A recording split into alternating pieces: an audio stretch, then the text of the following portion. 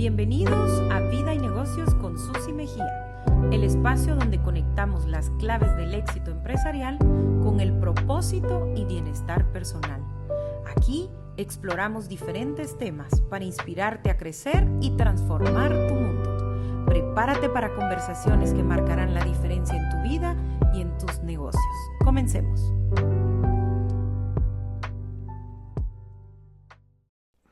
Bienvenidos a Vida y Negocios con Susi Mejía. Hoy vamos a hablar de un tema que ha llegado con frecuencia a nuestra vida, a nuestros negocios, y es el tema de la ansiedad.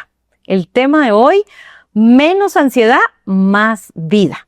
Vivimos en un mundo acelerado, lo sabemos, con tanta información, con tantos retos, con agobio, con tanta responsabilidad, con el tránsito y no digamos con los acontecimientos mundiales, y esto nos genera de pronto ansiedad, incomodidad y nos genera aquello que de pronto no nos deja vivir en paz.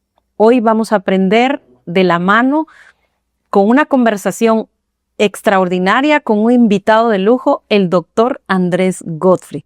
Bienvenido, Andrés, gracias por estar nuevamente con nosotros. Bueno, muchas gracias. Nos quedamos muy emocionados desde el último podcast. Bueno, sí, estuvo muy lindo, y agradecerte nuevamente la invitación. Vos sabés que estoy a tu disposición, y sobre todo hoy que vamos a hablar sobre la ansiedad, ¿no? El estrés en el trabajo, en la vida en general, lo que no nos permite poder tener muchas veces una vida plena. Así que va a ser una entrevista espectacular. Gracias, Andrés, y gracias por hacer este espacio, ya que Andrés cada cierto tiempo viene a Guatemala para atender a los pacientes, a tus pacientes que han confiado en ti, un acompañamiento terapéutico, y de pronto también nos acompaña en ciertas actividades como Escuela Renuevo, para poder llevar un mensaje de esperanza siempre, Andrés, siempre un mensaje de esperanza y transformación.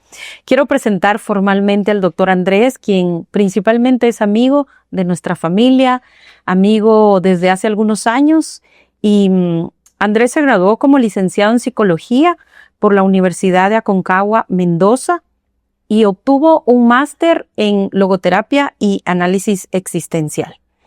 Andrés es doctor en psicología. Solo, Andrés, déjame, quiero aclarar, el doctorado tú lo realizaste en la UCA, en la UCA Universidad de Argentina. Católica Argentina. Pero luego te fuiste a estudiar a Austria.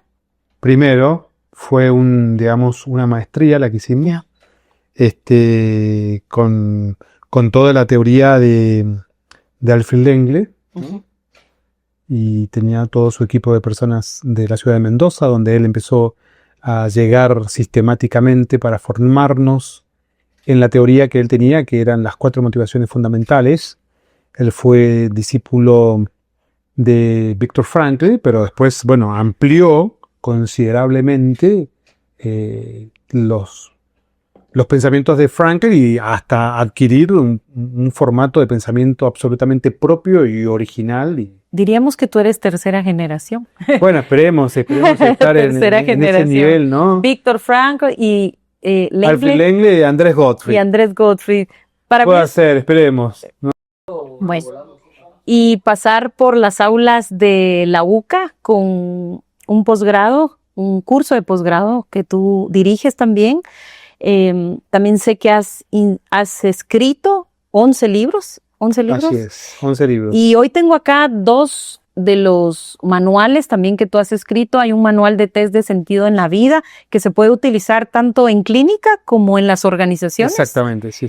Y también tengo acá el manual del test de las motivaciones existenciales, que lo hemos ocupado no solo en las clases, sino que también en el acompañamiento tanatológico y, por supuesto, en las organizaciones. Sí, es un test que justamente, siguiendo la teoría de Alfred Lengle, porque en realidad este lo hizo Alfred Para Lengle. que veas que sí los he usado y que sí están marcados. Bien trabajaditos. Este es el test que hizo Alfred Lengle, y que, lo adaptamos en la lengua castellana o española, como ustedes le dicen, y en la cual él también participó en esta adaptación.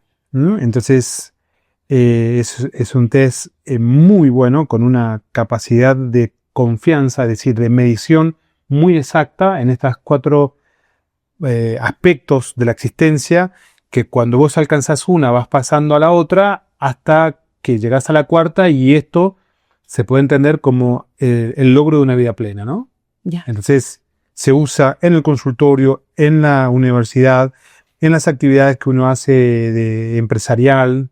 Es muy, muy bueno porque te indica dónde están tus puntos débiles, tus puntos de bloqueos, tus reacciones de protección o de coping, las patologías. Muy interesante. Y Andrés, de pronto hay términos básicos con los que quisiera empezar esta conversación. Al hablar de menos ansiedad y más vida, no puedo dejar de pensar en la terapia del sentido, en la psicoterapia del sentido. Y si tú nos puedes compartir un poco acerca de la logoterapia. ¿Qué es la logoterapia y qué relación tiene con el tema de la ansiedad y de vivir con mayor plenitud? Mira, la logoterapia más o menos se fundó en 1929-1930 por el gran psiquiatra Viktor Emil Frankl. Él nació en 1905, así que imagínate que era bastante jovencito, porque desde pequeño hay antecedentes de su gran interés de los temas vinculados con el sentido, ¿no? Hay anécdotas de él a los 19 años interrumpiendo a un profesor, preguntándole por el sentido de la vida cuando estaba en Viena estudiando medicina. Entonces la logoterapia él la funda como una opción ante las terapias existentes de su época. Estaba la primera escuela de Viena, que era el psicoanálisis. Esto antes de la Segunda Guerra Mundial. Porque exactamente. Entiendo que algunos documentos o algunas personas consideran que la logoterapia surge posguerra y realmente surge en la juventud de Víctor. Anterior. Él cuando fue apresado por la Gestapo por su religión judía y a su familia, etcétera, etcétera, él ya había desarrollado textos.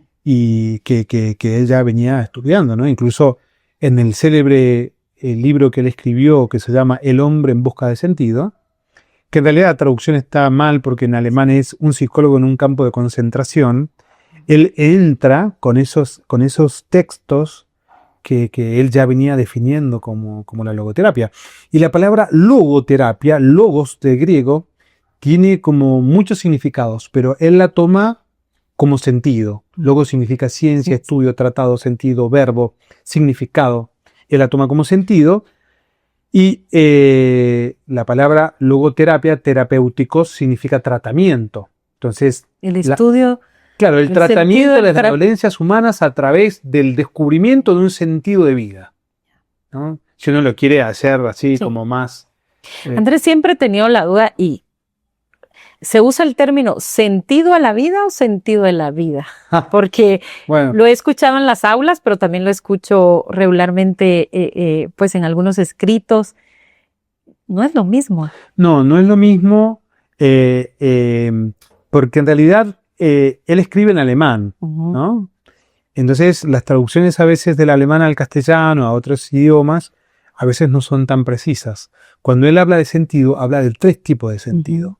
El sentido de situación, que es descubrir el valor superior en esta situación concreta en la cual yo hoy me encuentro. En el momento, como situacional. Claro, el sentido de situación ahora es tratar de ofrecerte a vos, en esta entrevista, mi máxima capacidad de ser como en cada una de las preguntas que vos me emitís. El propósito del momento. Exactamente.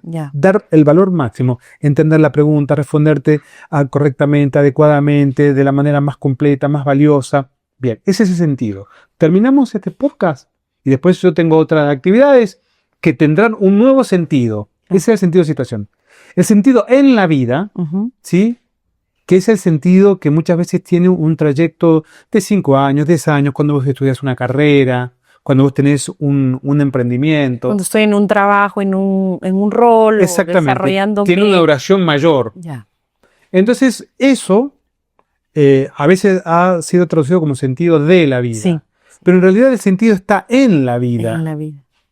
¿Sí? Está el sentido dentro de la vida, dentro de lo que yo hago. Entonces, A mi criterio, la traducción correcta del alemán es sentido en la vida. ¿Mm? Y después hay un tercer sentido, que es el sentido último de la vida, que a veces también se le llama el suprasentido, que es finalmente cuál es el sentido de mi vida en su grado de totalidad. Que podríamos traducirlo a el propósito de mi vida. El propósito final. Final. Es decir, finalmente, todo lo que haces, todo lo que en lo que trabajas, en el tiempo que empeñas, en tus relaciones, en tu vínculo, ¿para qué es? Uh-huh. Es un sentido ¿El gran último. para qué? Es el gran para qué, es un sentido último. Frankl habla de un sentido de totalidad, Uh-huh. ¿no? Entonces, claro, hay gente que les cuesta mucho responder el sentido último de la vida. Porque Frank dice que este sentido último toca mucho con la fe o con la religión, ¿sí? Con lo trascendental. Exactamente, es un sentido muy abarcativo. Uh-huh. Y llegar a él y a veces no es tan fácil, ¿no? Queremos pensar que en una actividad, en un taller o en un lugar vamos a determinar cuál es el gran sentido o el sentido final. Y creo que, por lo que estoy entendiéndote, esto es, se va construyendo, lo voy descubriendo, se va logrando. Descubrir, sacar lo que cubre. Uh-huh. Porque el sentido es justamente eso. Está cubierto y vos tenés que descubrirlo. Ya está en la vida misma. Uh-huh. Por eso es sentido en la vida. Me encanta porque creo que es importante aclarar estos conceptos que nos llevan a entender el tema que nos trae hoy acá. ¿Qué relación hay entre la ansiedad y el sentido? Ahí sí que en la vida. Mira, la ansiedad como condición natural del ser humano es algo constituyente. ¿Qué quiere decir? Todos tenemos ansiedad. No me debo pelear con ella. No, es pelearte con una parte de tu esencia, de tus notas esenciales.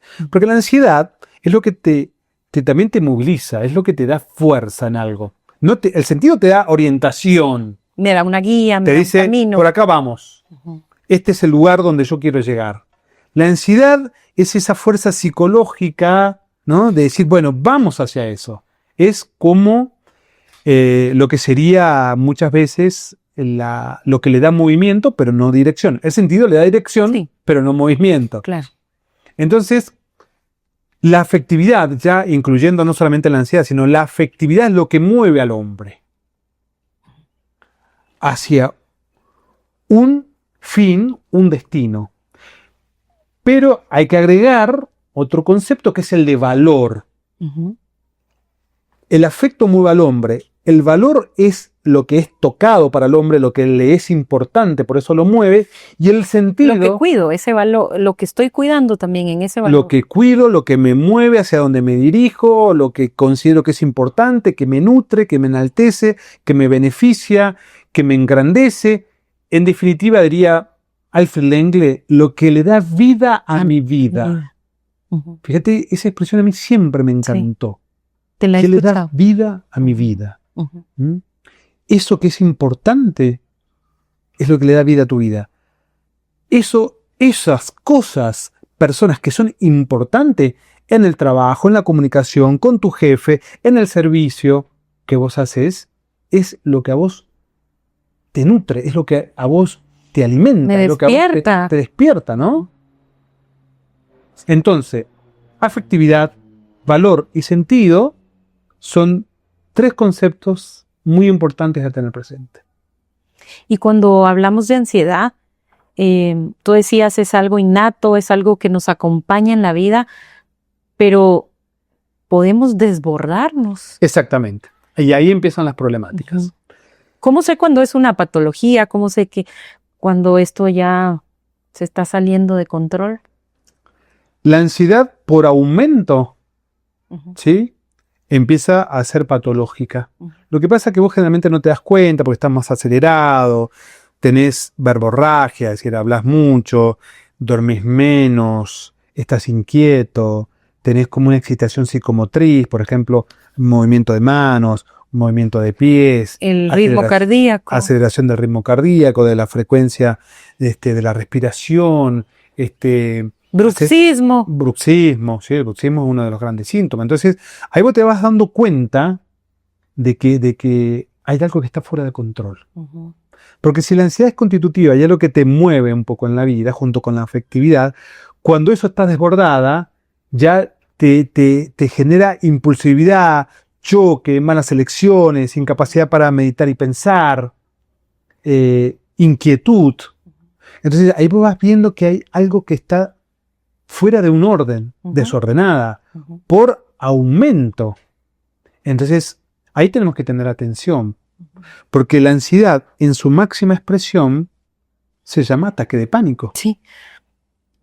Y hay... Esa es la evidencia que ya llegué al nivel. Y el ataque de pánico no podés no darte cuenta porque es tremendo. Primero porque es súbito. Vos estás bien y de repente sentís una presión en el pecho, una sensación de calor, de aceleración de la frecuencia cardíaca, de desrealización, como que ves rara la realidad, de despersonalización, que algo te está pasando, como que te estás volviendo loco, que te está dando infarto, de inquietud, de dolor. Hasta de irse al hospital. Y lo que pasa es que se confunde mucho con un ataque cardíaco, con un problema, con un paro. ¿Sabes qué? Ahora recordando, a los 15 años tuve un episodio de ataque de pánico por las circunstancias familiares, y yo creo que esto es importante hablarlo porque ese nivel de presión, de estrés, ya vamos a hablar del estrés más adelante, sumado al desvelo de estudios. Recuerdo que en esa época estaban construyendo una carretera donde había que pasar 3-4 horas en el tránsito, y eso me llevó a sentir angustia. ¿Cómo se relaciona esta parte de los ataques de pánico, el estrés, la angustia, y cómo se puede abordar? Especialmente, yo hablo tanto de la prevención, pero también a nivel organizacional lo vemos y de pronto pasamos por la vida y no nos damos cuenta de que hemos tenido episodios.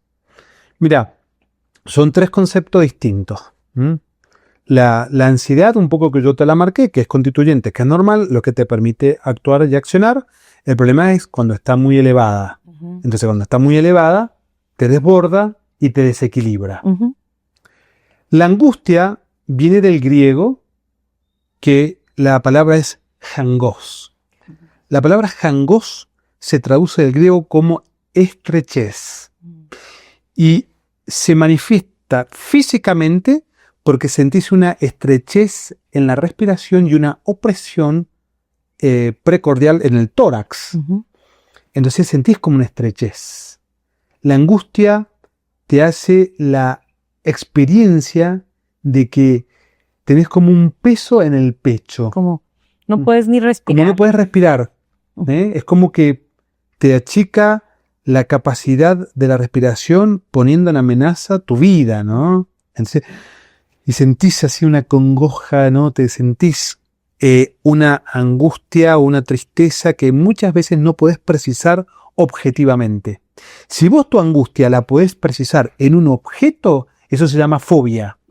Por ejemplo, cuando vos le tenés angustia a un animal, claro, ¿sí? Entonces, ya identifico, es algo que lo detona. Eso es fobia. Ya. Pero la angustia no tiene un objeto de referencia preciso y tiene una característica, un correlato físico, pero también tiene como un componente existencial. Y el estrés es cuando las demandas del entorno son tantas que superan mi capacidad de respuesta. Si en este momento me hablas vos, acá hay gente atrás en la producción, hay un montón de gente que está acá atrás, es decir, tenemos agradecerles también. La alegría de contar con un maravilloso equipo. Tenemos un equipo maravilloso. Invitados de lujo. Invitados de lujo. Gracias, y entrevistadora de lujo también. Gracias. Si me hablas vos y me empiezan a hablar cada uno de los que está acá y a la vez me hacen preguntas, yo siento como que la tuya la escuché, la de él más o menos, la de esta no sé qué, y no puedo responder. Sí. Entonces el estrés es cuando las demandas del entorno superan mi capacidad de respuesta. Entonces empiezo a responder como puedo y, por supuesto, no del todo correctamente y no del todo bien. Y para poder responder bien, ¿qué hago? Y para responder a tu demanda, escucho. Para responder a la demanda del otro, dejo de hacer deporte. Para responder a la demanda del otro, dejo de dormir. Me saturo. Claro. Porque como yo quiero responder, entonces me saco sueño, vivencias, lo que me nutre, amistad, familia, relación con los hijos, cosas personales, trabajo, más horas de trabajo. Entonces, para poder responder, me termino afectando de una manera donde todo mi sistema inmunológico, mi sistema endocrino, se disparan hormonas, la adrenalina, el cortisol, que me ponen en estado de vigilia permanente, ¿no? ¿Y en qué momento tengo que observar, actuar y decir, bueno, esto es ansiedad, esto es estrés, porque tiende a confundirse? Porque hemos escuchado mucho el término burnout, por ejemplo, que ya creo que hemos hablado contigo, estuvimos en un taller hablando acerca de ese tema a nivel organizacional, pero se tiende a confundir, estoy ansioso, estoy estresado, estoy angustiado. ¿Cuáles son las características, dirías, y cómo enfrentarlas? Mira, el estrés es interesante para poderlo cuidar de tener una estructura. Una estructura que sea equilibrada con cantidad de horas de trabajo, cantidad de horas para vos mismo nutrirte, cantidad de horas para dormir, cantidad de horas para compartir. Entonces, cuando vos pones límites a estas cosas, vos estás cuidando tu salud. Porque en el estrés, ¿qué pasa? Vivís bajo la presión de algo que domina mucho. Por ejemplo, cuando vos tenés un padre enfermo, además de trabajar, eres cuidador primario. Claro, entonces de repente no tenés tiempo para dormir bien, no tenés tiempo para tus cosas, dejaste de tocar un instrumento que tanto te gustaba, dejaste de hacer deporte, dejaste de estar con la gente. Me dejé de alimentar. No, ya, comer rápido. Sí. Por ejemplo, el comer rápido es muy negativo para la digestión. Sí. Entonces, ¿qué pasa?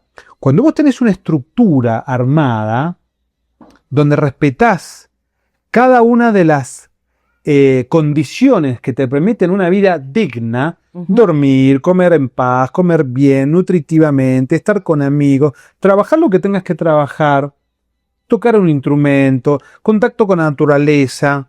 Entonces, claro, vos ahí, si la respetás, te cuidás del estrés.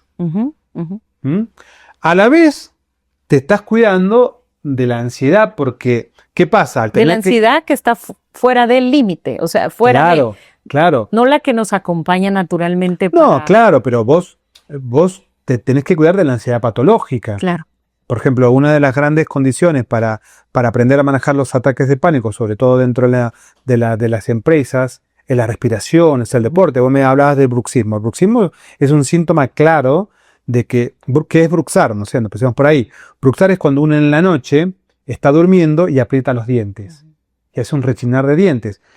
Las placas dentarias las pueden mover así, lo cual produce un desgaste, y vos a la mañana te despertás y tenés un gran dolor, entonces las desplazás a las placas dentarias así, gastando los dientes, por eso te tienen que dar un protector bucal, o comprimís fuerte que te genera un dolor mayor. Eso es ansiedad.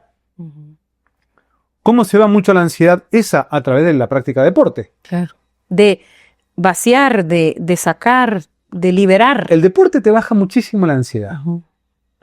Si no lo puedes hacer con deporte, vas a tener que tomar ansiolíticos. Es decir, todas las consecuencias dentro del ámbito de la empresa, que muchas veces hay mucha competitividad, que los jefes que te presionan demasiado, que el trabajo por objetivos que nunca llegan, que las calificaciones nunca llegás al 10, siempre estás el 8 y después te mataste al año siguiente, estás 8.30, te mataste, si no, llegué seguro al 9. A los equipos de ventas, cada mes reseteas, cada mes empiezas de nuevo. Claro.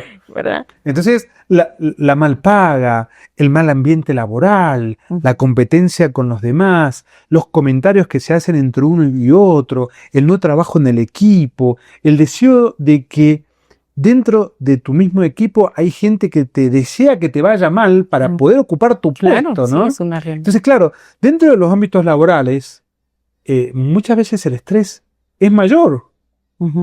Porque siempre se te pide más, se te exige bien, cada vez más. No hay amabilidad, no hay muchas veces cortesía. Fíjate la palabra amabilidad dentro del ámbito empresarial, que lo trabajamos mucho, viene de amar. Y amar significa que quiero tu bien. Quien te ama, quiere tu bien, que ayuda a que vos logres tu bien. Pero en el amar hay algo tremendo, tremendo, que hoy ya no se usa, que es cuando yo quiero tu bien, tengo que renunciar al mío. Por eso yo te digo, la palabra renuncia hoy en día es... Y menos en un trabajo. Palabra. En un entorno Renunciar laboral. a mí para que crezcas vos. Mm. Entonces, ese es el verdadero líder. Ujú. ¿No? El verdadero líder es el que sabe llevar a su grupo a que el grupo descubra, trabaje, avance, ¿no? En una ubicación no de superioridad, sino de igualdad. Entonces, claro, dentro de los ámbitos laborales, estos temas son muy difíciles. Por eso la salud laboral hoy en día está muy en juego. Así es. Y hablando de la salud laboral y los programas de bienestar, ¿qué puede hacer una organización, Andrés, para apalancar, para ayudar a los colaboradores con respecto a la gestión de esa ansiedad que puede convertirse en una patología, que ya nos aclaras que es parte de la vida, pero que puede convertirse y llegar a ataques de pánico? ¿Y cómo puede una organización también evitar el burnout o el quemarse o llegar a esos niveles de estrés máximo, de ese estrés dañino, tóxico? Mira, el punto claro en las empresas es la prevención. Uh-huh.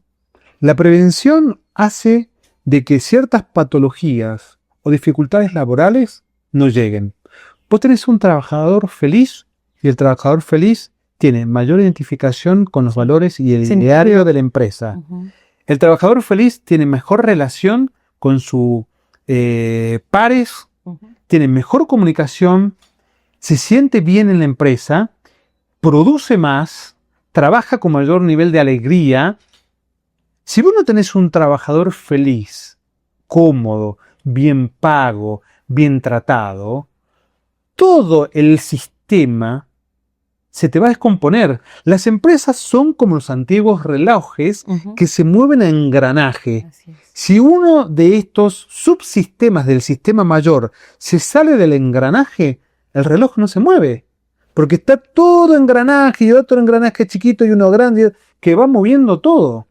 Entonces, la buena paga, la buena comunicación, el buen trato, el trabajo en equipo, el ocuparte de que el trabajador esté bien, el preguntarle cómo le va en su vida, Saludarlo, el tener Andrés. profesionales. Saludarlo cuando ingresa un líder a la organización, que eso ya no pasa. No ser una persona que está ahí sin ser vista. Sí. El tener profesionales como los departamentos de recursos humanos que se ocupan no porque hubo un problema, porque los departamentos de recursos humanos están llegando tarde. Sí. Llegan para tratar problemas. Eso no es prevención, eso es tratamiento. Y sabes que muchas veces se enfocan cantidades de recursos económicos para programas de habilidades blandas, los cuales estoy a favor, los desarrollo en las organizaciones, pero creo que tenemos que retroceder, ir un paso antes a la prevención. Totalmente. Y estos programas de desarrollo de habilidades, de comunicación, al final es un tema de seguir educando, pero debe ser prevención, debe ser esta parte que tú mencionas de la atención en cuidar al colaborador, buscar su bienestar integral, lo que tú hablabas de la buena paga, los horarios, el descanso, y de pronto estamos más en lo correctivo en las organizaciones que en la prevención. Y lo que pasa es que incluso lo correctivo es mucho más costoso económicamente, Sí. porque ahí tenés que llamar a una consultora que venga de afuera, que ponga un coach o que venga un psicólogo laboral y que empiece a restablecer lo roto. Uh-huh. Nosotros tenemos que llegar antes. Uh-huh. Entonces es muy importante incluso tener profesionales que estén antes de la problemática. Por ejemplo, en Estados Unidos hay empresas que tienen filósofos. Uh-huh. ¿Sí? ¿Para qué un filósofo? Sí. Porque el filósofo, Sí. ¿no? te habla de ciertos temas, te genera cohesión, te da ciertos niveles de clases, convivencias, actividades conjuntas, descansos, invitaciones extra, trabajo, participación en las ganancias. Claro, todo esto hace que la persona se vincule, se identifique. Personal identificado con las ideas y los valores de la empresa, identificado quiere decir, yo soy uno de ellos, yo soy parte de esta gran maquinaria. Y en este pequeño engranaje que yo soy vital y fundamental, aunque tenga que limpiar, mantener ordenados los baños, soy fundamental. Sí. Porque muchas veces en los puestos más bajos no se valoran, los puestos medios más o menos, y los puestos gerenciales son los donde se desarrolla la mayor estimulación. Y no, esto tiene que ser de una manera integrada. Vos fíjate, esto es como el director de una orquesta. Sí. Hay violines que tocan más, y está el primer violín, el segundo violín, y están los de percusión que de repente hacen, ¿no?, con un triangulito, ¡pling! Nada más. Pero sí, Y solo tienen de pronto 2 intervenciones. 2 o 3 intervenciones. Sí. Pero ese tema, si no tiene esa intervención, no es una obra de arte. Así. No está completo. Entonces, todos tenemos que estar incluidos en esta capacidad de poder dirigir a todos en los lugares convenientes o adecuados. O si hace el sonido a destiempo, toda la obra queda como enmarcada en el error. Puede tener una obra perfecta, pero si el percusionista en algún momento tocó a destiempo, ya la obra no está perfecta, ya no está bien, ya no está tan linda. Entonces, tenemos que crear ambientes de trabajo, comodidades, comunicación, encuentro, el acercarte, el preguntar, el evaluar a través de diagnósticos. Tú hablabas acerca de los filósofos dentro de las organizaciones, la filosofía dentro de las organizaciones, y hemos venido construyendo esta conversación que se ha pasado tan rápida, y hablamos del sentido en la vida, el sentido de la vida, hablamos de ese tiempo y esa diferencia entre cada uno de los significados de sentido que nos hablabas al inicio. Luego hablábamos de ansiedad, hablábamos de estrés, hay tanto para hablar, un podcast por cada tema realmente, pero aterrizando este tema y llevando la prevención también a las organizaciones, ¿cómo puedo conectar el sentido en la vida en los colaboradores? Y que esto me ayude a tener estos programas de prevención. ¿Cómo puedo educar con relación al sentido en la vida dentro de una organización? Ya hablamos de estos tests que se pueden realizar. Por cierto, podemos dejarles información acerca de cómo adquirir esta información, estos libros que Andrés ha desarrollado a lo largo de los años, 11 libros, incluyendo estos manuales. Y cómo una organización puede implementar un programa que esté relacionado con la logoterapia, con el sentido en la vida. Mira, Viktor Frankl habla de 3 valores fundamentales para encontrar el sentido de la vida. Él entiende que el sentido de la vida se descubre o se alcanza a través de la realización de valores. Uh-huh. Él pone valores creativos y ahí habla del sentido del trabajo. Uh-huh. Te dice valores de vivencia o de experiencia y te habla del sentido de las relaciones con los demás, en especial el sentido del amor. Y después te habla de los valores actitudinales, que es el de tomar una actitud frente a aquello que te condiciona, y te habla del sentido del sufrimiento.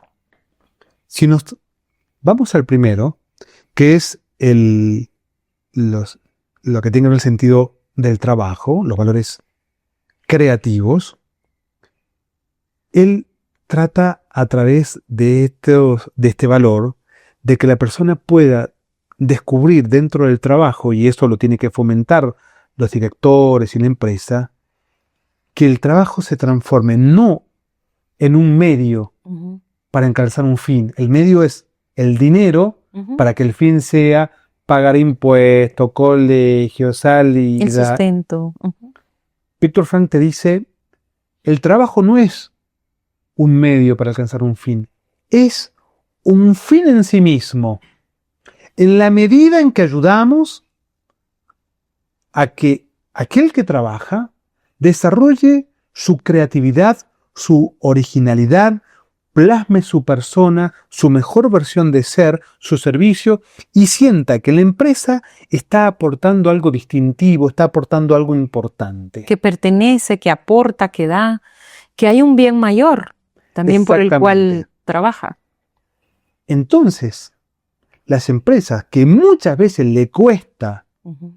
poner programas de prevención, la idea es que busquen programas, instituciones que le ofrezcan programas para que la persona pueda, además de evaluarlo a través de test, Sí. sociogramas y todo lo demás, hay test de ambiente laboral, de autoestima, de identificación, De niveles de sentido la vida, ansiedad y de todo, de todo. hasta de depresión, Sí, que pueda fomentar programas donde la persona sienta que está ahí con un fin en sí mismo y que es el darme, el ofrecerme, el sentirme importante, el sentir que yo soy y Que que la pertenece. empresa me necesita. Porque muchas veces te dicen, mirá, si vos no haces esto, hay 100 atrás tuyo esperando este puesto. ujú, La persona se va a sentir, además que no va a querer perder su trabajo, porque es cierto, no va a sentir identificación, va a sentir agresión. Entonces, hay que aplicar programas preventivos para que estemos atentos a lo que esas personas necesitan.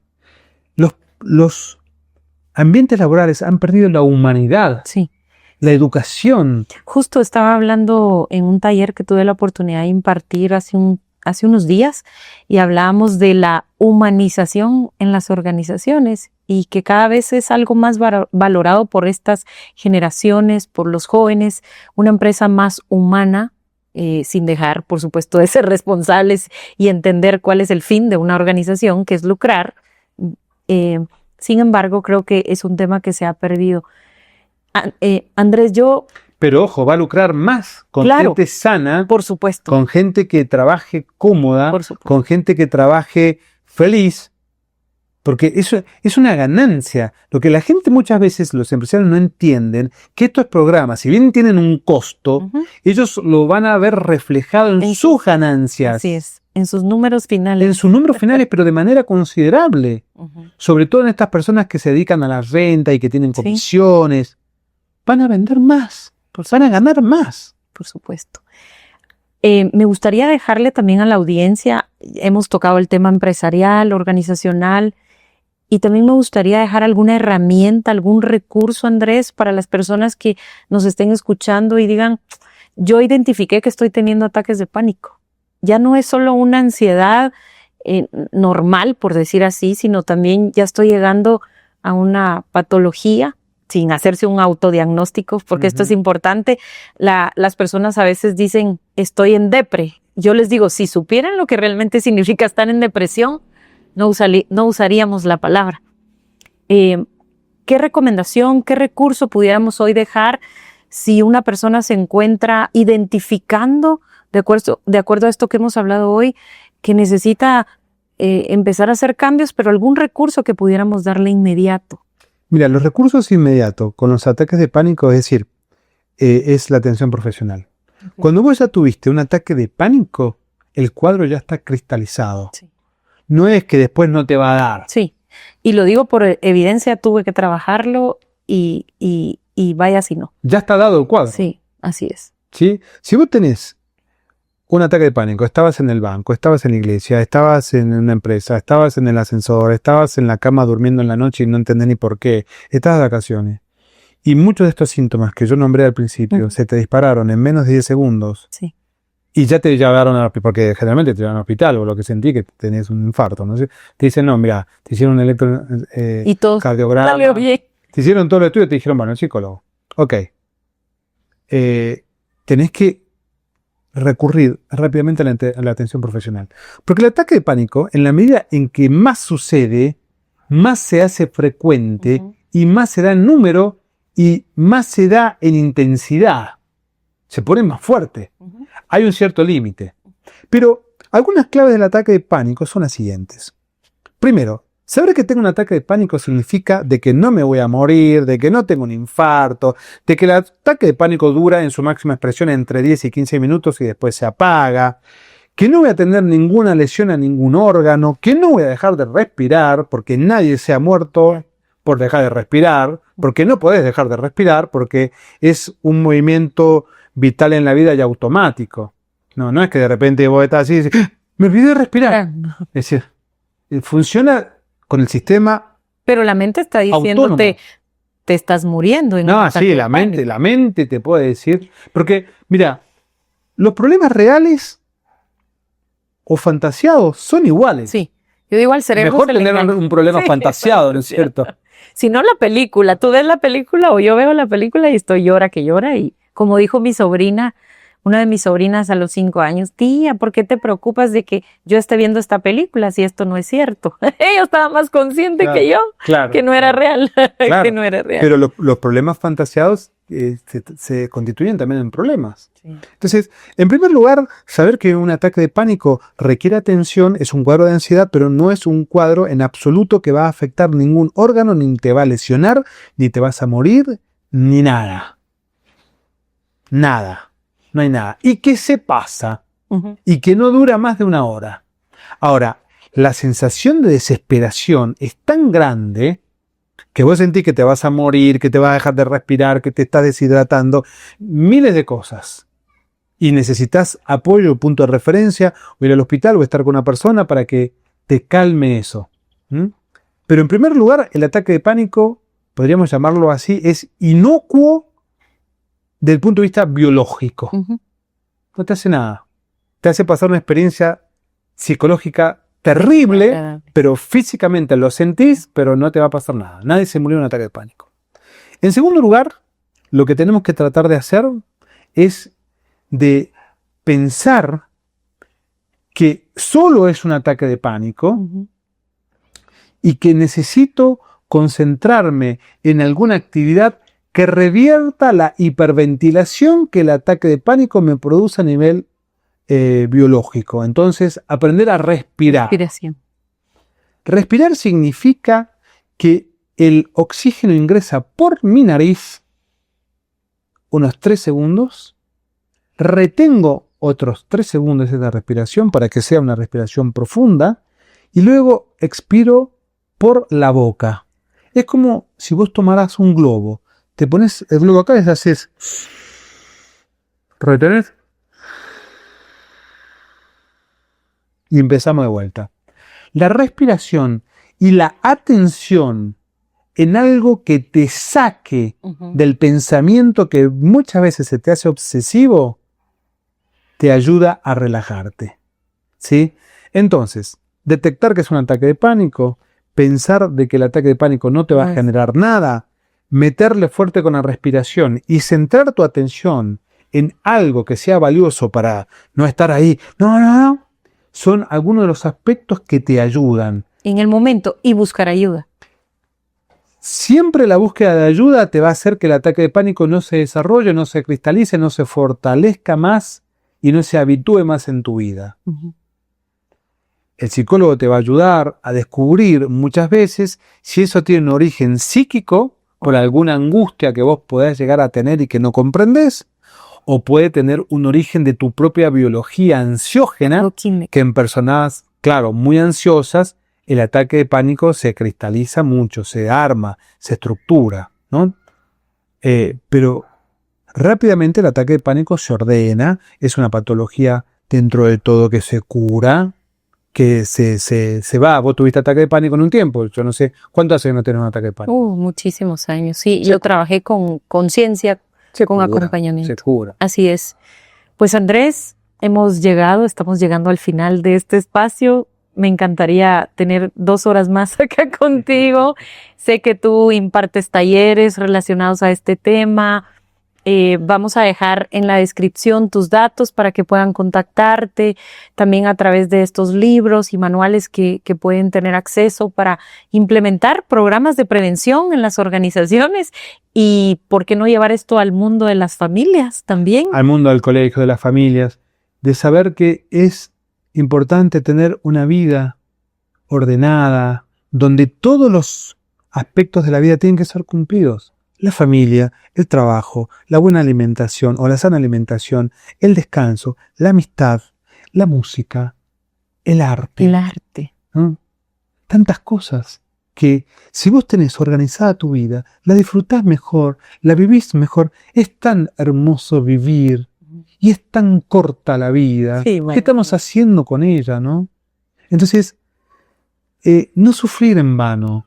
Es decir, buscar los profesionales adecuados, buscar los medios, buscar personas saludables, buscar situaciones donde la vida te engrandezca, donde la vida florezca, donde puedas comprender lo maravilloso que es vivir. Aún en el dolor, cuando te toca sufrir, Viktor Frankl te habla de tomar una posición frente al sufrimiento. Entonces, es tan bueno vivir bien, pero tenemos que diseñarlo, tenemos que crearlo, no podemos vivir a las apuradas, sin saber dónde vamos. Respondiendo a lo que viene, y como dicen, si tú no haces agenda, alguien la hará por ti, alguien llevará tu vida.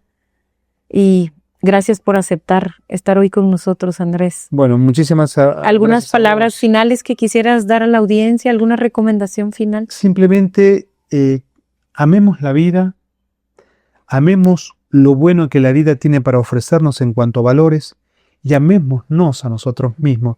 Cuidémonos, no dejemos que el tiempo pase. El tiempo es así. Vos te mirás, tenés 12 años. Cerrás los ojos, te volvés a mirar al espejo, tenés 20. Cerrás los ojos, lo volvés a abrir, tenés 40. Cerrás los ojos, te ves anciano, cerrás los ojos y nunca más los abriste. Disfrutemos, amemos, veamos lo maravilloso que es el vivir con sentido, el vivir con afecto y el vivir saludablemente. Muchas gracias, Andrés.